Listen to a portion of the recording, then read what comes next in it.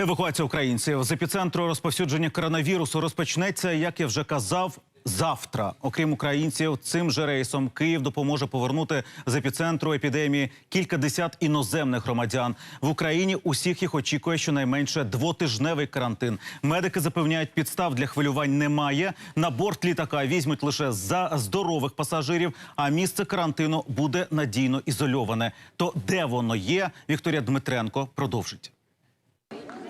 Львівщина, селище Шкло. Кілька десятків людей збираються біля селищної ради. Як розповіли сьогодні місцеві, напередодні у тутешній санаторій навідалася комісія з Києва. Перевірити, чи можна там організувати карантин для людей, яких евакуюють з Китаю.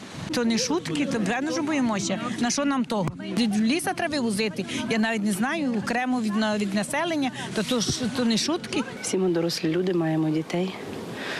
І зато переживаємо. Нам прийшов запис з державної установи Центру громадського здоров'я Міністерства охорони здоров'я України. Про те, чи ми можемо надати умови на проживання карантинного типу.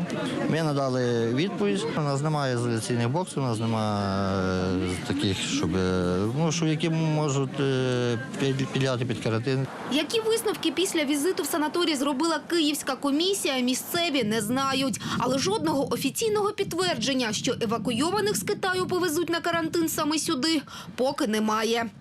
А це вже Київщина, селище Козин. 4 дні тому тут з'явилася інформація, нібито пасажирів борту з провінції Хубей заселять в їхній санаторій «Пролісок». Проти такого сусідства і пацієнти санаторія, і місцеві жителі, і районні депутати.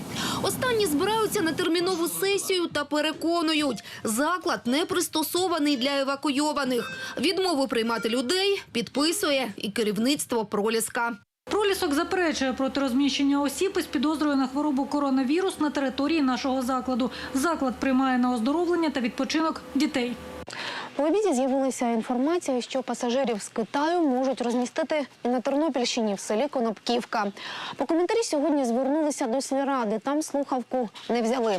Далі телефонуємо до санаторію, медобори, який нібито і мав прийняти людей. І от що нам відповіли.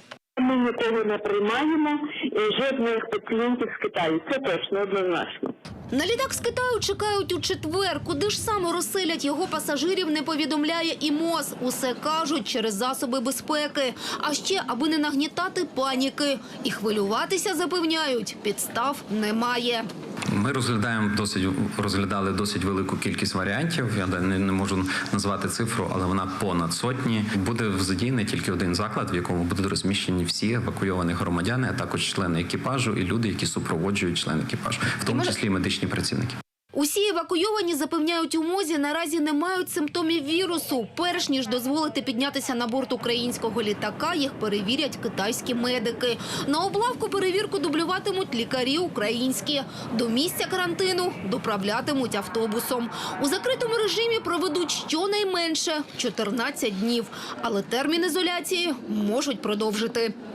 Вікторія Дмитренко, Анна Решетняк та Оксана Лабойко. Новини сьогодні.